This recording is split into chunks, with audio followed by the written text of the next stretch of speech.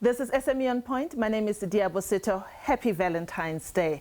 In our featured Business of the Week, Benita Enoch addresses a need that comes in handy on a day like this on Valentine's Day. Benita noticed that what she describes as a lack of distinct diversity in the greeting card industry. And so she fixed it.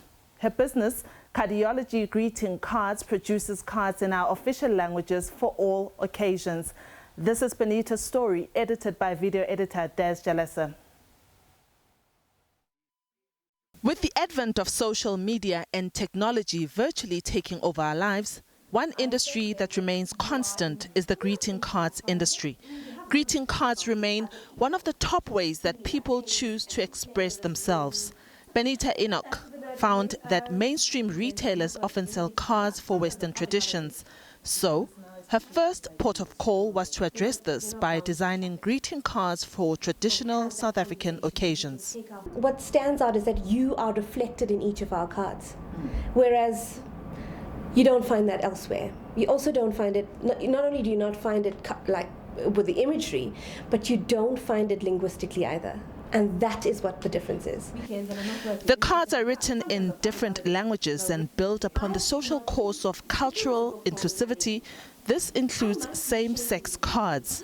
She's also exploring South Africa's patterns to print gift wrapping paper, while also using a different approach to employing staff to drive the business. Each of our envelopes are handmade. Every single one of them is handmade, and there's a reason for that. We want vibrancy in all of our products, and we do it through our envelopes. But instead of mass buying that from China, where we become an importer, we want to insource that to our South African brothers and sisters. So we give them the raw material, we source the raw material, we get another company to cut it to the size that we want. We take that, we employ the services of a new courier company, they courier it to our team who's working remotely from wherever they are. The envelopes get made, it gets couriered back to us, and then we have another team that assembles these cards and yet another team that delivers them. Cardiology Greeting Cards is not Benita's first business venture. In fact, she failed at many other attempts, but lessons learned previously have come in handy this time around. I'd failed in businesses because I didn't have the right marketing idea, or my price point was completely wrong. My skill sets were there, but I didn't have the know-how in how to transition a skill set into a thriving business. And then when the idea of cardiology popped into my head, I used all of those skills from the get-go. So I had decided to do things right from the very first day. So that meant getting NDAs in place. It meant research, marketing, what the price points should be. It meant working out my cost versus what I was going to sell it for. I spent a lot of time trying to understand the industry before I leapt in. And then there reaches a point where you have all the information and you got to still make the leap. And that's exactly what I did. Enoch advises others to pour not only passion, but also heart into their business. It's all about heart. If your heart is not in the right place, if you're just coming up with the products that you can make sales, you're going to be taking on a lot more stress than you should. Thank you, Benita Enoch, for sharing your story with SME On Point. So if you own a Spaza shop, then this next interview is for you.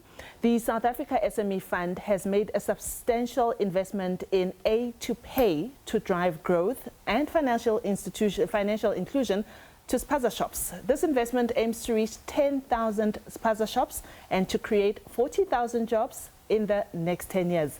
A2Pay says it provides hands-on coaching to local entrepreneurs, which improves the running of their businesses. So to chat further, Ms. Tina Mason, the CEO of A2Pay, is joining us on SME On Point. Happy Valentine's Day, and thank you for joining us on SME On Point. Thank you, Diabra. Thank you for having me. What do you think of Benita's story? I mean, it's a love day. No, I think it's a lovely story. Great, I think it's a fantastic story, and it's got all the crossover potential. Yes. So I wish her everything of the best. I do too. I'll look for her cards. You should. Tina, let's talk about A2Pay. Who's A2Pay, and why are you targeting this Spaza shop industry? It seems to be a dying industry indeed, especially from a local perspective. So A2Pay is a fintech company. Okay. And we have been a partner of the Jobs Fund for many years. Very successful partnership between private and public partnership. And we wanted to address some of the issues in the informal sector. And then a couple of verticals that work very well there. There's obviously liquor, there's transport, and food was one of them. Yeah. And in conjunction with the Job Fund, and I'm going to explain where SME comes in, okay, we developed a product and a tool and a business tool and some coaching methodology for the Spaza shops. And we then provide the Spaza shops with a point-of-sale device, all the business information about their business to see they can now see whether they're running their business effectively, and a well-developed coaching methodology. Let me understand you correctly. When you say a point-of-sale device, so this would be a device where we use cards for purchases. Is this correct? Absolutely. There's debit cards available. Right. But this is a proper point-of-sale device that you would find in any big retailer. Okay. And the reason for that is that the disciplines involved in running a fast-moving consumable business require that you control your stock in and you control your stock out. Yeah. Let's talk about which Spaza shops or how you choose them. I know that you were in KZN just this past week. Yes. What do the Spaza shop owners, I know there are a lot watching us, what do they need to do in order to qualify, particularly for funding? Because I know that there's a big issue among the Spaza shop industry. So we work with established Spaza shop owners, people who have business experience. A registered business? No, it's a Spaza shop. It does not need to be registered. Cool. It's a highly unregulated market, and they're a functioning and established business in that market. So we have a set of criteria. We approach Spaza shops in the market. If they are interested and they meet the criteria, and the criteria are very straightforward, we then go ahead. Take us through the criteria. You need to have run your business for 3 to 5 years. We like to come and see your shop. Okay. The owner must be invested in actually wanting to grow his business, must be willing to use the machinery and the equipment, must be willing to employ a South African, and pay a license fee of 250 Rand a month. I love the part of employing a South African, because you say that you're targeting employment of 10,000 people. Yes. How is that going to work out? Is this part of this criteria that you mentioned to us? Absolutely. So our thesis is that entrepreneurs create jobs. And when you give the right people the right information, they make the right decisions. So giving people the right information about their business and helping them build a trading history then allows them to say, okay, fine, now I can apply for capital. And that's where the SME Fund came in. Yeah.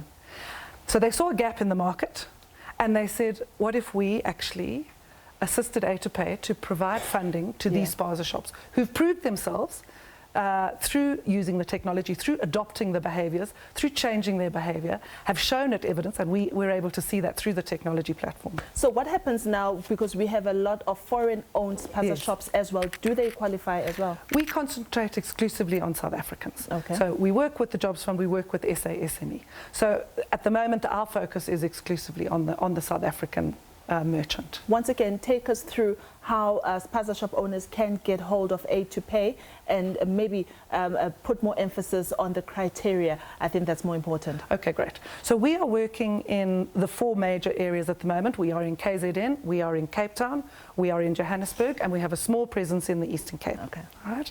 We have a website, www.a2pay.co.za. All our details are on there. Okay. We like to work in township with local youth that we have employed, and we work Spaza shop to Spaza shop. Fantastic. And effectively, that's how we get around it. I hope that our viewers have got all the information. Tina Mason, the COO of A2Pay, joining us on SME On Point to talk about how A2Pay can help Spaza shops, particularly locally owned ones, and how you can be part of their program to help improve your business.